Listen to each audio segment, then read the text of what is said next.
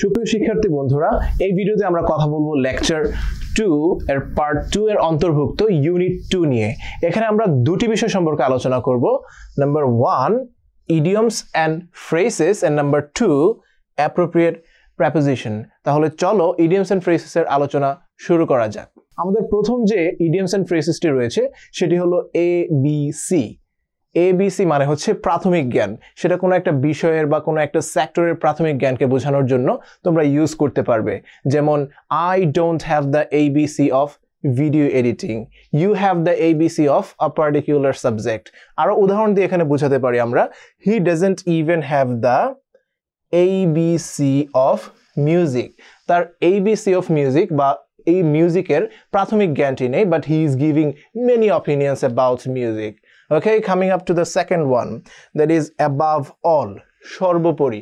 যখন আমরা কোনো একটা বিষয় নিয়ে বিস্তারিত আলোচনা করব বা হচ্ছে আমাদের অপিনিয়ন দেব, সবশেষে আমরা যখন সামারাইজ করব তখন আমরা বলতে পারি above all। যেমন আমি আমার ছোট ভাইকে একটা সাজেশন দিলাম, তুমি অনেক কঠোর পরিশ্রম করছো, অনেক কাজ করছো, কিন্তু তোমার শরীরের প্রতি নজর রাখা উচিত বা শরীরের প্রতি যত্নবান হওয়া উচিত। তখন আমি বলতে পারি সর্বোপরি তোমাকে তোমার স্বাস্থ্যের প্রতি যত্নবান হতে হবে। অথবা above all be careful of your health। এই যে above all এখানে আমরা ব্যবহার করছি সর্বোপরি কোনো একটা আইডিয়াকে সামারাইজ করার জন্য। তারপরের যে ইডিয়মস এন্ড ফ্রেজেসটা রয়েছে সেটা হলো অ্যাকিলিয়াস হিল বা দুর্বলতা। কোনো একটা বিষয়ের প্রতি দুর্বলতা যখন আমাদের কাজ করে বা কোনো একটা ব্যক্তির প্রতি দুর্বলতা কাজ করে, তখন সেই দুর্বলতাটাকে আমরা বলতে পারি Achilles heel. For example, she was his Achilles heel. ওই মেয়েটি তার দুর্বলতার কারণ ছিল বা ওই মেয়েটির প্রতি তার দুর্বলতা কাজ করত। তারপরের ইডিয়মস এন্ড ফ্রেজেসটি দেখছো, অ্যাট অল অ্যাট ওয়ান্স, হঠাৎ, এবং অল অফ আ সাডেন। দুটি ইডিয়মস এন্ড ফ্রেজেসের অর্থ হচ্ছে হঠাৎ। সাডেনের পরিবর্তে আমরা দুটির যে কোনো একটি ব্যবহার করতে পারি। আর প্রথমটির উদাহরণ হিসেবে আমরা দিতে পারি all at once everything made sense. হঠাৎ সব কিছু সেন্স মেড করলো বা সেন্স ক্রিয়েট করলো। এছাড়া আমরা বলতে পারি all of a sudden the doorbell started to ring. All of a sudden, হঠাৎ ডোরবেলটি স্টার্টেড টু রিং, বাজা শুরু করলো। অথবা বলতে পারি আমি দেখলাম হঠাৎ সেই ছেলেটি দৌড়ানো শুরু করলো। তখন আমি বলতে পারি all of a sudden the boy started running. The boy started running. Okay, তারপরে আমরা আলোচনা করব অল বাট। অল বাটের অর্থ হচ্ছে প্রায়, পুরোপুরি না, প্রায়, অলমোস্ট আমরা বলতে পারি। যেমন হচ্ছে তোমার সাথে তার যে রিলেশনটি রয়েছে সেটি প্রায় ধ্বংস হয়ে গিয়েছে, প্রায় শেষ হয়ে গিয়েছে। তখন আমরা বলতে পারি your relationship is all but. অথবা অলমোস্ট, যেটাকে আমরা বলছি অল বাট রেন, তোমার সম্পর্কটি প্রায় ধ্বংস হয়ে গিয়েছে। ওকে, তারপরের ইডিয়মস এন্ড ফ্রেজেসটি দেখছো অ্যাজ ইউজুয়াল, যথারীতি। আমরা যথারীতি যে কাজগুলো করি বা সচরাচর যে কাজগুলো করি সেগুলো ব্যবহার করার জন্য অ্যাজ ইউজুয়াল বলতে পারি। যেমন he is behaving unprofessionally as usual. সে আনপ্রফেশনাল যে বিহেভগুলো করছে সেটা একদম যথারীতি হয়ে গিয়েছে, এই যে অ্যাজ ইউজুয়াল। ওকে, তারপরেরটা হচ্ছে at a loss. At a loss, আমরা কোনো একটি কাজ করতে গেলে বা কোনো একটা সিচুয়েশনে যখন হতবুদ্ধি হয়ে যাব, কি করতে হবে সেটা ভেবে পাবো না, সেটাকে আমরা বাংলায় বলি কিং কর্তব্য বিমূঢ়। এ ধরনের একটা সিচুয়েশন যখন হবে সেটাকে আমরা বলবো at a loss. For example, in that situation I was at a loss, I didn't understand what to do. অথবা আরেকটি উদাহরণ এখানে দেওয়া আছে, হি ওয়াজ অ্যাট আ লস। সে হতবুদ্ধি হয়ে গিয়েছিল এবং হি ডিড নট নো, সে জানতো না হোয়াট টু ডু, কি করতে হবে। তারপরের ইডিয়মস এন্ড ফ্রেজেসটি হলো অ্যাট আর্মস লেন্থ, দূরে রাখা, কোনো একটা অবজেক্টকে বা কোনো একটা ব্যক্তিকে দূরে রাখা, কাছে না মিশা বা হচ্ছে তার সাথে না মিশা। আমি যদি জানি যে একটা ব্যক্তি খারাপ বা তার হাত টানের স্বভাব আছে, তখন আমি কি বলবো? আমার ছোট ভাই বা হচ্ছে আমার যারা কাছের লোক আছে তাদেরকে বলবো ওই ছেলে থেকে বা ওই ব্যক্তি থেকে তোমরা দূরে থাকো, তার সাথে মিশো না। তখন আমি বলতে পারি যে try to keep the boy at arm's length। try to keep the boy at arm's length মানে সেই ছেলেটিকে দূরে রাখো, তার স্বভাব ভালো না বা হচ্ছে তার মধ্যে সমস্যা রয়েছে। তারপরের যে ইডিয়মস এন্ড ফ্রেজেসটি সেটি হলো at a stretch. At a stretch মানে একটানা, বিরতিহীনভাবে, without any pause, without any gap. আমি যদি বলি যে I can ride bicycle for 50 kilometres at a stretch, মানে আমি একটানা 50 kilometre motorcycle or bicycle ride করতে পারি। এখানে যে উদাহরণটি দেওয়া আছে সেটি হলো he can run 10 miles at a stretch. সে একটানা বিরতিহীনভাবে 10 মাইল দৌড়াতে পারে। এরকম একটানা কোনো কাজকে এক্সপ্রেস করার জন্য তোমরা এই অ্যাট এ স্ট্রেচটি ব্যবহার করতে পারো। এখন যে ইডিয়মস এন্ড ফ্রেজেসটি আমরা আলোচনা করব সেটি হচ্ছে অ্যাট হোম। অ্যাট হোম মানে কিন্তু বাসায় না। অ্যাট হোম মানে হচ্ছে কোনো একটা পার্টিকুলার সাবজেক্টে বা স্পেসিফিক বিষয়ে দক্ষ হওয়া। For example, he is at home in mathematics. এই ম্যাথমেটিক্সের জায়গায় আমরা বলতে পারি he is at home in English, he is at home in Bengali, he is at home in a particular specific subject. এটা অ্যাট হোমের দ্বারা মূলত তার দক্ষতা বা তার অভিজ্ঞতার বিষয়টি বোঝাচ্ছে। তারপরের ইডিয়মস এন্ড ফ্রেজেসটি হলো অ্যাট লার্জ। অ্যাট লার্জ মানে হলো স্বাধীন।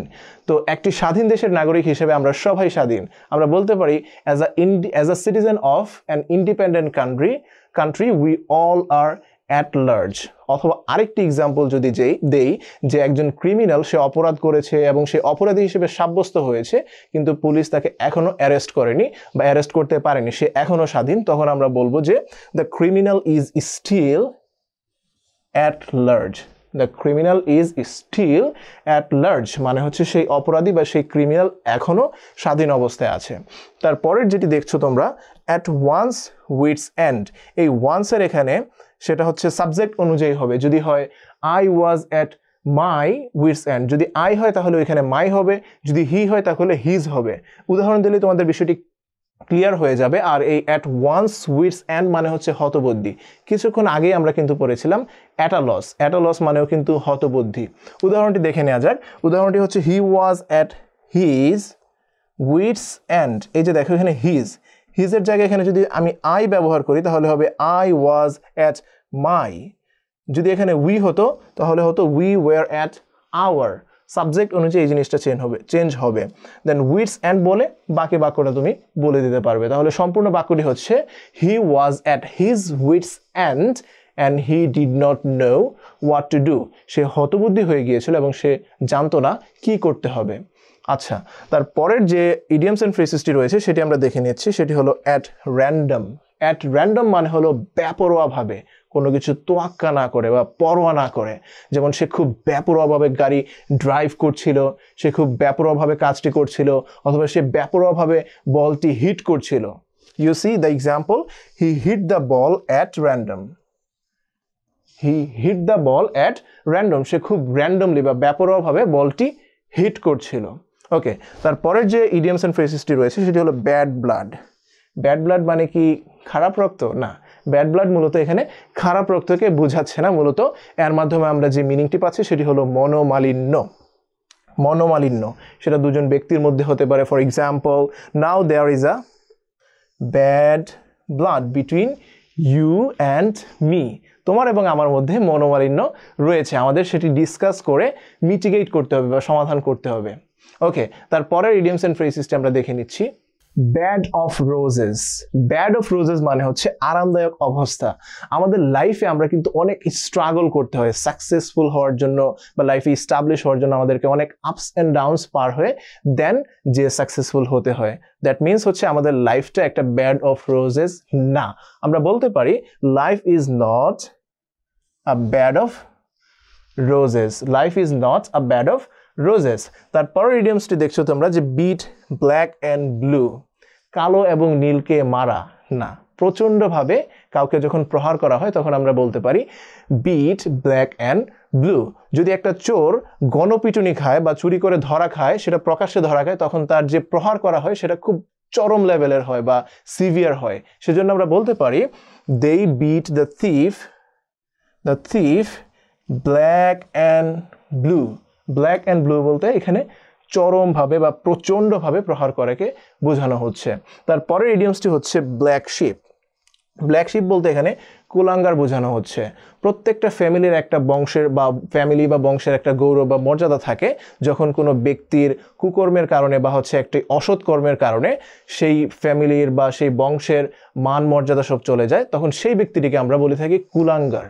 আর উদাহরণস্বরূপ আমরা বলতে পারি he is the black sheep of the family. He is the black sheep of the family. এই যে ব্ল্যাক শিপ।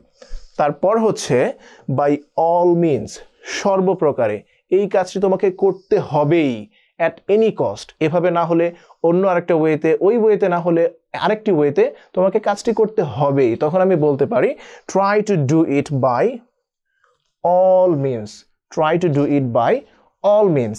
তারপরের যে ইডিয়ামস এন্ড ফ্রেজেস রয়েছে এবং সর্বশেষ ইডিয়াম সেটি হলো বাই চান্স। আমরা কথার মাধ্যমে বা বাংলা ভাষা বলতে গেলে এভাবে বলে থাকি যে বাই চান্স, যদি হয়ে যায়, দৈবাত। উদাহরণ হিসেবে দেওয়া হচ্ছে did you see him today by any chance. তো বন্ধুরা, এই ছিল আমাদের ইডিয়ামস এন্ড ফ্রেজেস এর আলোচনা। এখন আমরা চলে যাব অ্যাপ্রোপ্রিয়েট প্রিপোজিশনের আলোচনায়।